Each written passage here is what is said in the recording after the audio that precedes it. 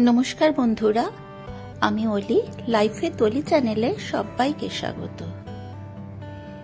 আমার আজকের রেসিপি সম্পূর্ণ নিরামিষ লাউ ঘন্টর রেসিপি।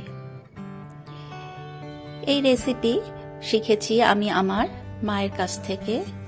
আপনারা অনেকেই হয়তো জানেন এই রেসিপি কিভাবে বানায়, কিন্তু আমার মা কিভাবে বানাতেন আমি সেটাই আজ আপনাদের সঙ্গে শেয়ার করতে চলেছি।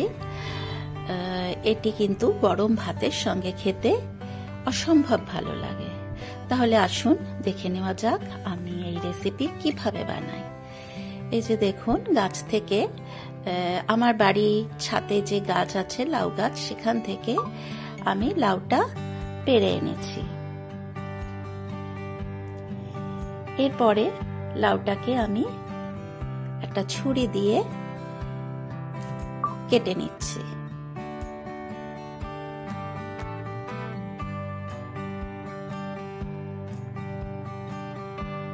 চারটে ভাগ করব।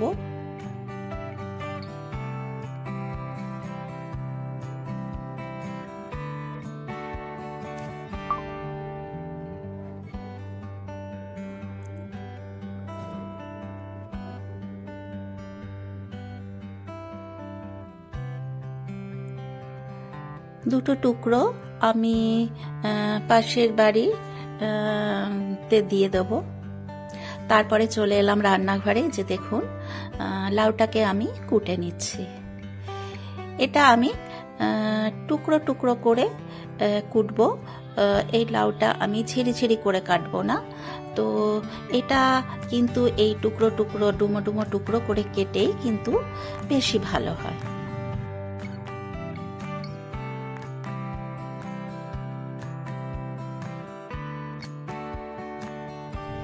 এটি অত্যন্ত সহজ একটি রেসিপি, আর এটা নতুন কোনো রান্না নয়।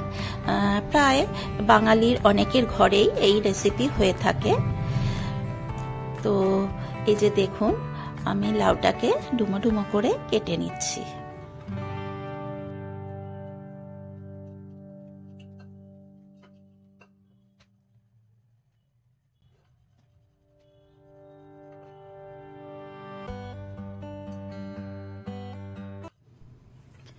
এই যে দেখুন, এইভাবে কেটে নিয়েছি।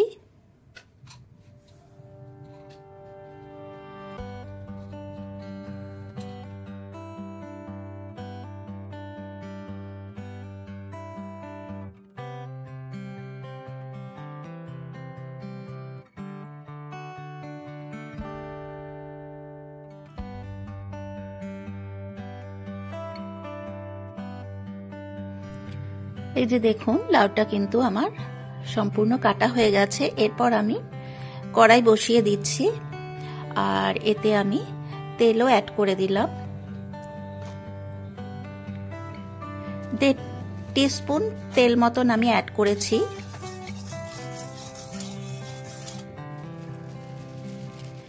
তেলটা গরম হয়ে গেছে, তো এবারে আমি বড়ি ভেজে নিচ্ছি তেলের মধ্যে।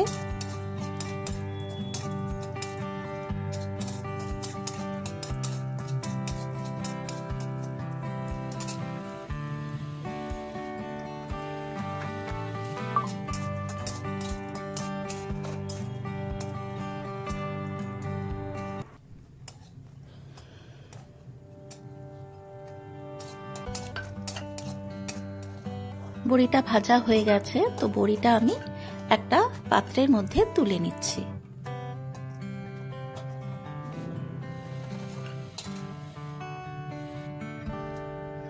এরপর ওই তেলের মধ্যেই আমি একটা তেজপাতা, একটা শুকনো লঙ্কা আর 1 টিস্পুন কালো জিরে ফোড়নে অ্যাড করে দিলাম।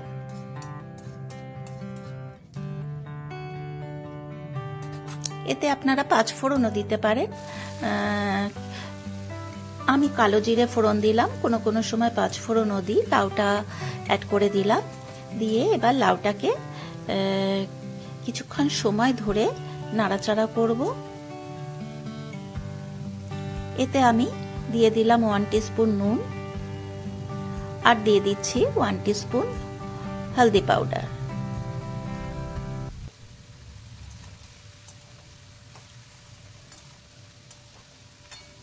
আবারও কিছুক্ষণ সময় ধরে লাউটাকে একটু নাড়াচাড়া করে ফ্রাই করে নিচ্ছি। এতে কিন্তু আমি এক ফোঁটাও জল দেব না, লাউয়ের থেকে নিজস্ব একটা জল বেরোয়, সেই জলেই কিন্তু এটা সম্পূর্ণ সেদ্ধ হয়ে যাবে।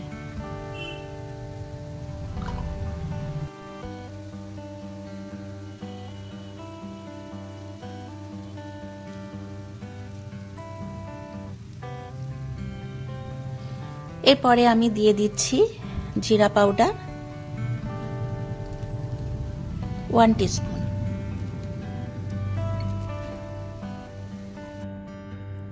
আর দেব ধনিয়া পাউডার 1 টিস্পুন, দিয়ে আবারও এটাকে নাড়াচাড়া করে নিচ্ছি 3-4 মিনিট সময় ধরে।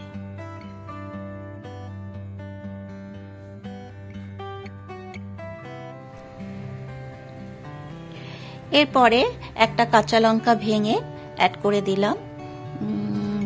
এটা কিন্তু বেশ ঝাল ঝাল মিষ্টি মিষ্টি হলেই খেতে ভালো হয়। আপনারা ঝাল মিষ্টিটা আপনাদের পছন্দ মতন দেবেন, আমার একটু বেশ ঝাল মিষ্টি হলে ভালো লাগে। একটু ঢাকা চাপা দিয়ে দিলাম, দেখুন একটুখানি ঢাকা দেওয়ার পরে একটুখানি জল বেরিয়েছে।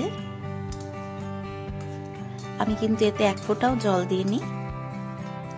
আবারও একটু নাড়াচাড়া করে দিচ্ছি।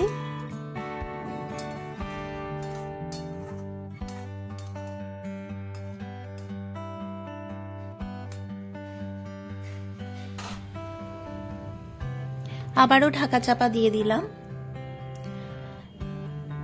ঢাকা খুলে দিলাম।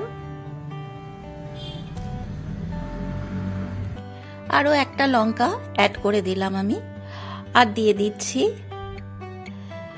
1 টিস্পুন চিনি। যেহেতু এটা ঝাল মিষ্টি হলেই খেতে ভালো হয়, সেই কারণে আমি আরো একটা লঙ্কা আর একটু মিষ্টি অ্যাড করে দিলাম। দিয়ে নাড়াচাড়া করে ভেজে রাখা বড়িটাও ওর মধ্যে অ্যাড করে দিয়ে আবারও নাড়াচাড়া করে সবকিছু ভালো করে মিশিয়ে নিচ্ছি।